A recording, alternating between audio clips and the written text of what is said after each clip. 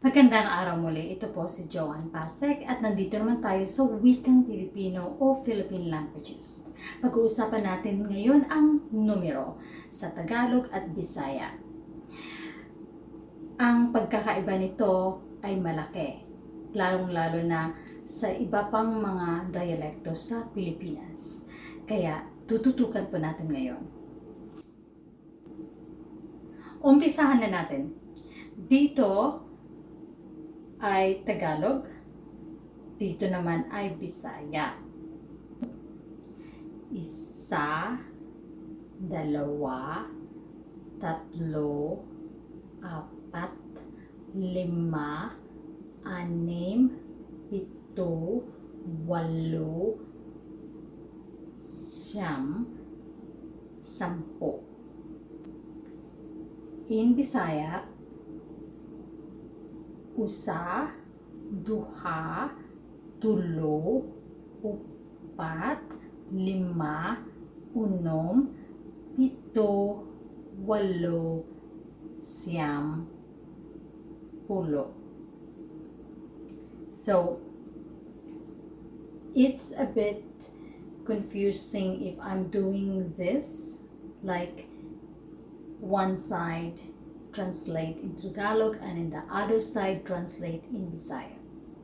But I want you to look at on the screen because I will put both of the words and then you can follow along.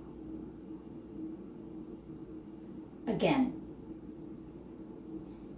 isa in Tagalog, usa in Bisaya, dalawa in Tagalog,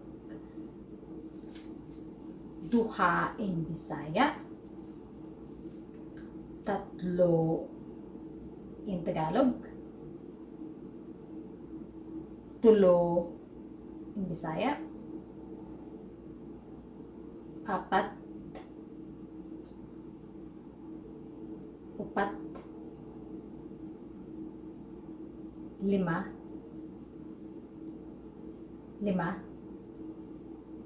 anim,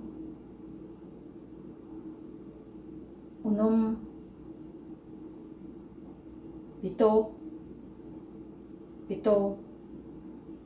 walo,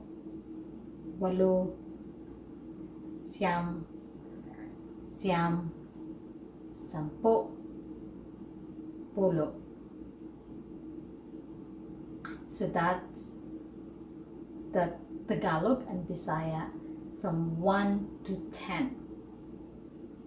So when you go to the market, you can say in Tagalog, isa lang po, meaning only one or one only. And then in Bisaya, you can say usa lang. Usa lang means only one or one only. So I hope this will help you, but there's more to learn. Especially I focus more on the numbers because when we travel, my experience, I always wanted to know the numbers first because I wanted to know the time and the currency, the money, where is the currency of that particular country. And then if you're going to the Philippines, obviously that is peso. So that's why it's very important to learn the numbers because it's associated with everything. Not only money, but also address and so on and so on. And then later on, I will dig in more.